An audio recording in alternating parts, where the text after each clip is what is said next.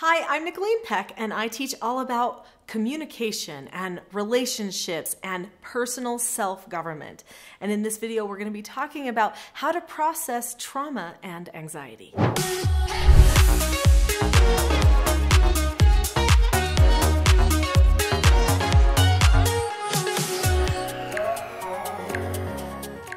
There's some pretty big feelings that come with emotions like trauma and anxiety. Let's talk about what a person might be going through when they're experiencing those things, and then what we can do to help them or help ourselves through some of those difficult moments.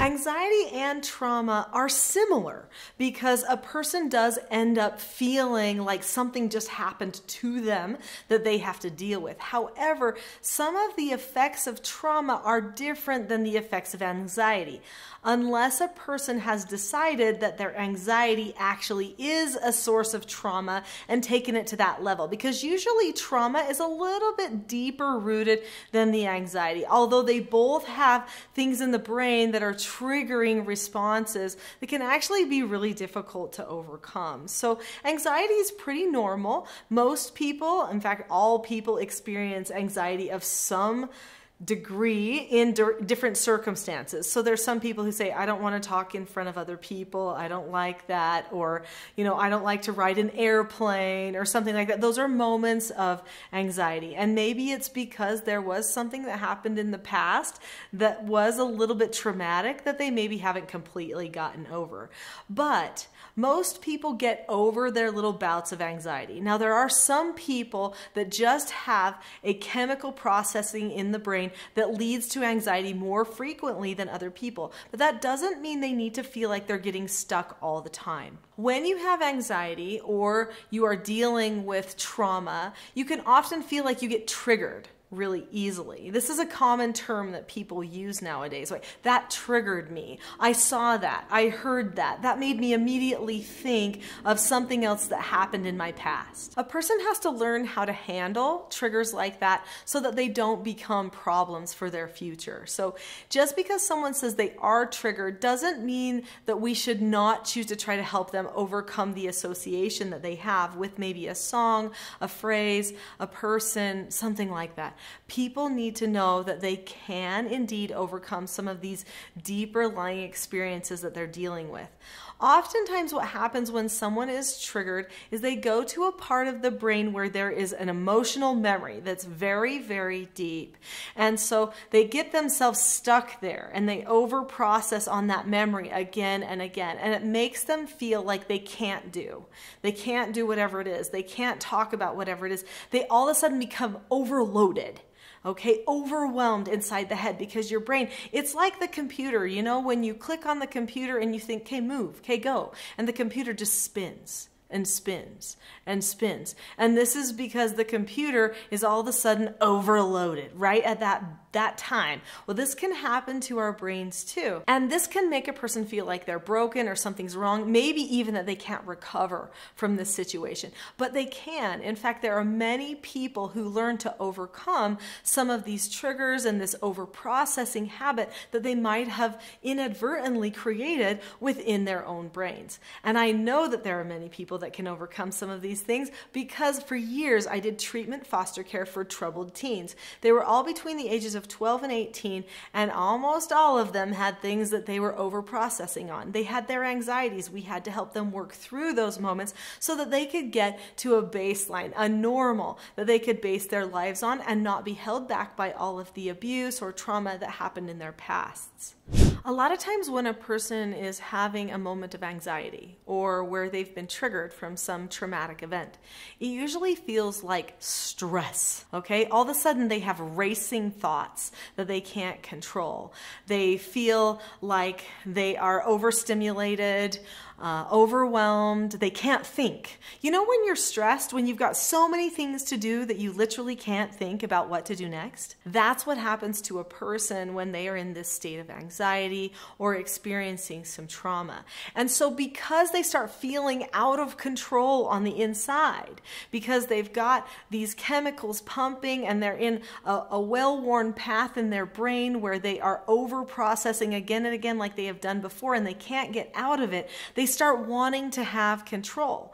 So people who experience a lot of anxiety or who deal with trauma, they oftentimes can become very obsessed with safety and with control and controlling everything around them. But the thing is you being in control of everything around you and every person around you and making everything feel as safe as it can emotionally is actually not going to help your problem go away. The problem that you have is in the processing.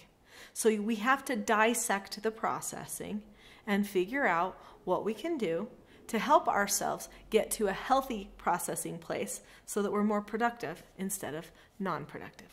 I've got some solutions for you, but before I get to those, hit that subscribe button. There are a lot of videos on this channel that relate to self-control, understanding what's going on inside, and increased family bonding and unity. You're not going to want to miss those. Click the subscribe button now.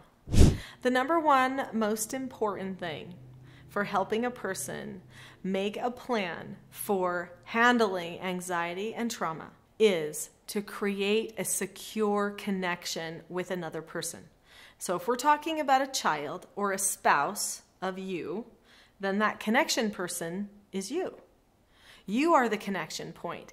If a person feels bonded and connected to another person, that gives them a sense of safety and security, even if that other person has to help walk them through the trauma and anxiety and help them make a plan or a pathway for letting it go. They've got to have that person that they feel deeply connected to. So one of the reasons that anxiety is on the rise, according to me, okay, this is what I've noticed, is because people's family connections are actually struggling. So the more distant people become from their family members and the loved ones, and because everybody's on technology instead of being face-to-face, the more alone a person feels. This elevates anxiety.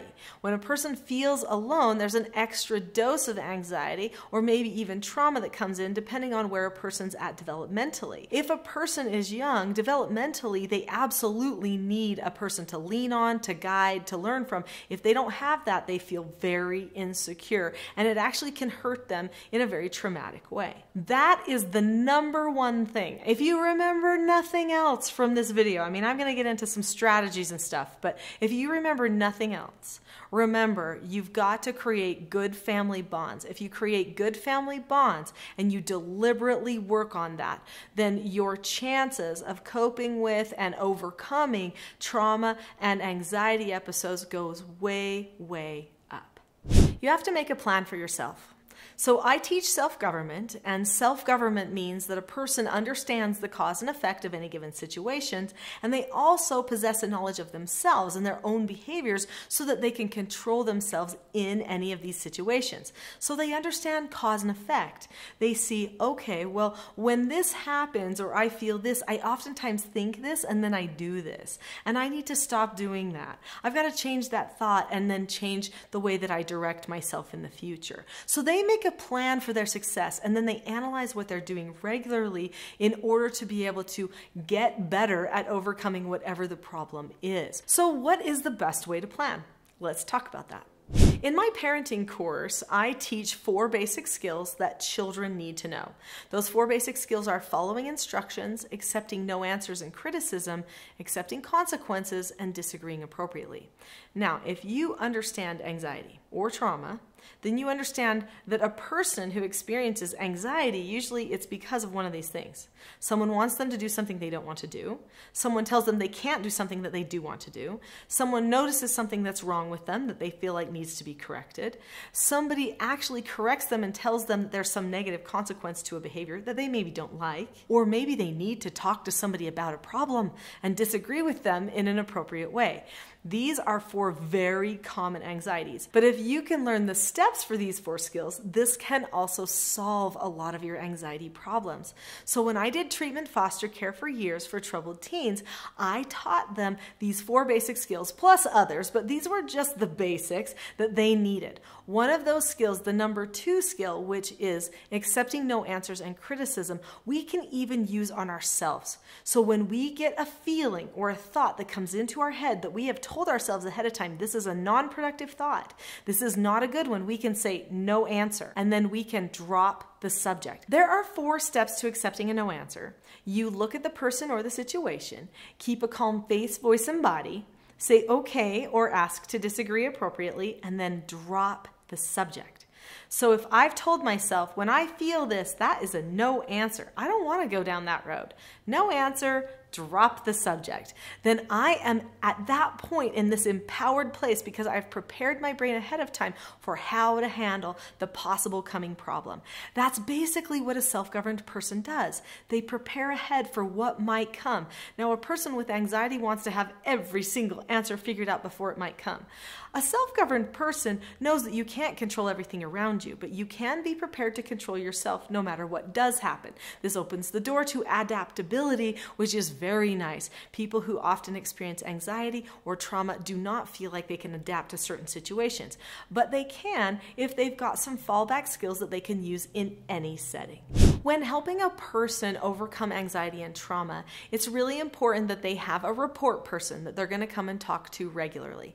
Some people use therapists, other people use family members. I think the ideal people are actually your parents if you're a child. And if you're married, it would be your spouse. But obviously pick the person that you feel like would best help you move forward. That's the important thing. You want someone who loves you and understands, but not somebody who's just going to wallow in the mire with you. You need someone who will give you direction moving forward and help you learn the skills that you need to succeed so that your brain will stop getting stuck.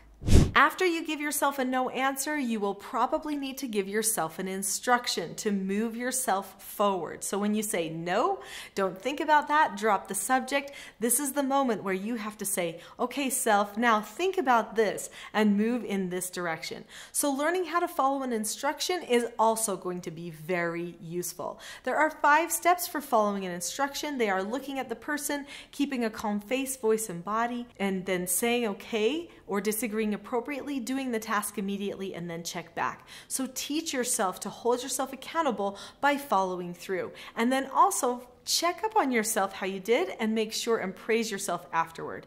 When a person is learning to manage their emotions, then they usually will come to you to tell you what's happening and you will praise them or maybe even point them in a new direction if they need it. But if they are learning to control themselves, they need to learn to praise themselves too. Sometimes people who experience anxiety are perfectionists. In fact, that's one of the reasons that they have anxiety is because of their perfectionism. This means the dropping the subject skill is going to be huge for them. It's going to take a lot of work to just let something go, not think about it, not allow it to take root in themselves again and again. We need to remember that we're not going to be perfect as we start working on managing our emotions. We will fall into old traps and old habits because our brain creates well-worn pathways to certain processing centers in the brain. We have to reroute it, which takes time. So if you make a mistake, then say, okay, I made a mistake, that's all right. I'm going to help myself problem solve this, point myself in a new direction. We're starting over. No big deal. A person who's self-governed can accept when they're not perfect sometimes and can move themselves in a forward direction. It's super empowering. In fact, all of this is empowering. I think that you might find some of the other videos I have on this channel to be empowering too, right along these same lines. If you have enjoyed this video, I'm pretty sure you will love my next video, which is called Teaching Children to Manage Emotions. Click on the link to that video now. I'll see you there.